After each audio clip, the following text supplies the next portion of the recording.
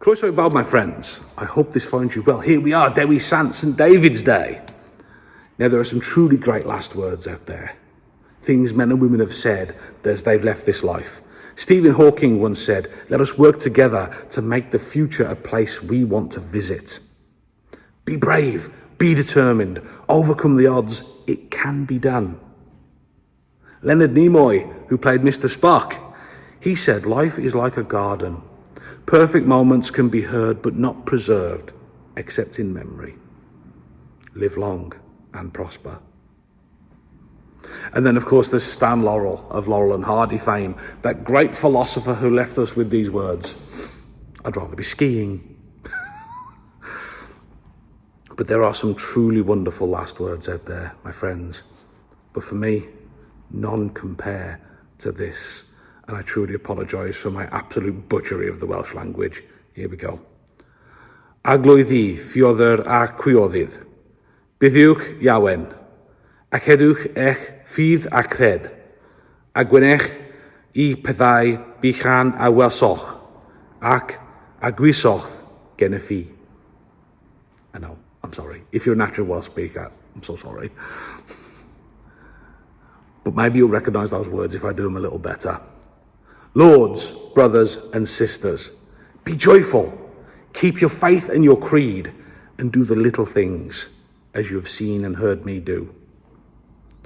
These are, of course, the last words of our patron saint, St. David, Dewi Sant, a man born under somewhat unauspicious circumstances, a man who was who was born from rape, a man who was hunted before he was even born, a man born under a storm, a man born at a time when Christianity probably looked very different in this country of ours.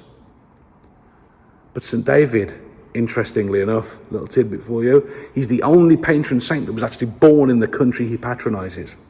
St. Patrick, born in Wales. St. George, Syria or Turkey, depending. St. Andrew, the Holy Land. St. David, there's a wonderful story of him having this massive road trip to the Holy Land with St. Padden and St. Tylo. I can just imagine the three amigos going off on this road trip and having a whale of a time out there.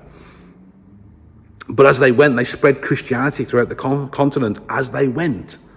St. David also performed miracles when he was but a child. One of his teachers was blind. David laid hands on him and healed him. And then later on in life, when David was teaching and preaching at Llandewi Brefi, he was stood on a patch of ground that rose up into a hill. Now, these are wonderful stories about a wonderful man. But what do they mean for us in 2023? What do they mean for you? What do they mean for me? David is much more than a patron saint to us. He's a teacher, even in his immortality. As he was in life, he is a teacher. If we look at his life of discipline and service, we can see a brilliant example of living the gospel.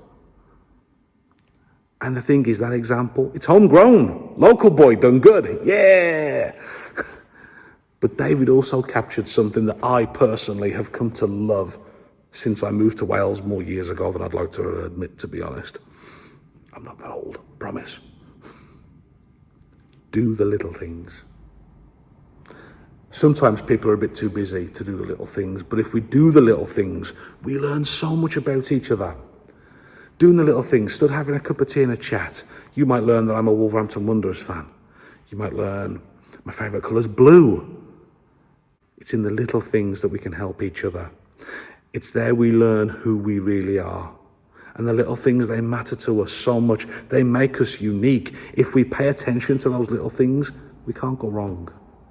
Even small acts of service. For example, the end of a church service. Has a candle been left on? Blow it out. Small example of service. St. David also reminds us to be joyful. And it's right, our faith should bring us joy. We should be happy.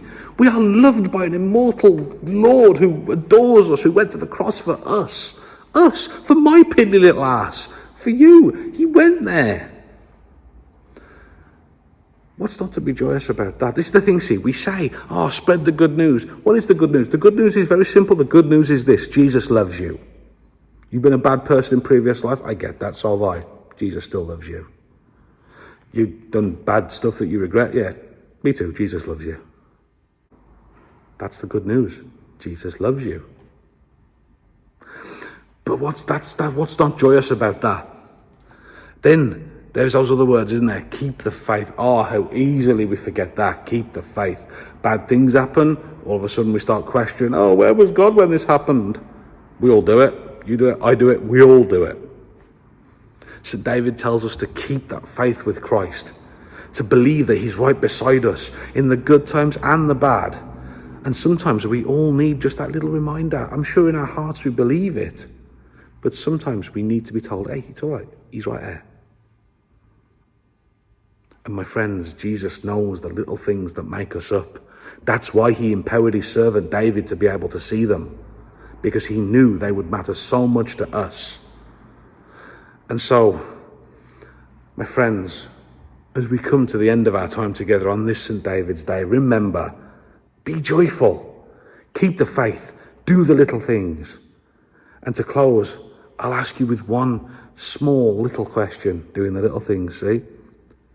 But I want to leave you with one question. All that we've discussed today, all that makes you who you are, let me ask you this. Have you done the little things today for yourself and for others? Do the little things, my friends, and you can't go wrong. Take care, my friends, and God bless.